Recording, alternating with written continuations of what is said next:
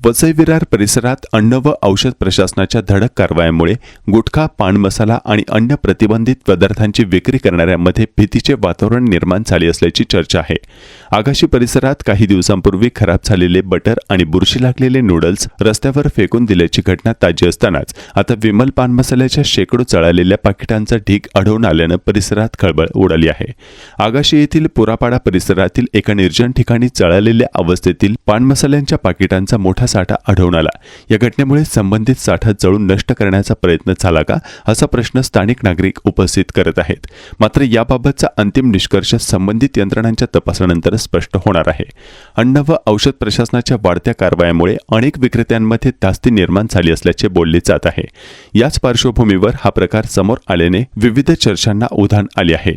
गुटखा व तंबाखूजन्य पदार्थांच्या सेवनामुळे कर्करोगासह अनेक गंभीर आजारांचा धोका वाढत असल्याने आरोग्य तज्ञ सातत्याने जनजागृती करत आहेत।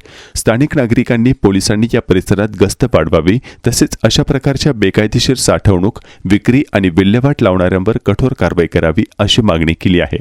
विशेष म्हणजे आगाशी येथील बालाजी कॉम्प्लेक्सच्या मागील मोकळ्या जागेत यापूर्वी अंमली पदार्थांच्या सेवनासंदर्भातील तक्रारी आणि बातम्या समोर आल्या होत्या। आता याच परिसरात जळालेल्या पान मसाल्यांच्या पाकिटांचा साठा आढळून आल्याने नागरिकांमध्ये चिंतेचे वातावरण निर्माण झाले आहे। संबंधित विभागांनी तत्काळ घटनास्थळी पाहणी करून या प्रकारामागील सत्य शोधावे आणि दोषींवर कायदेशीर कारवाई करावी अशी मागणी सामान्य नागरिकांकडून करण्यात येत आहे।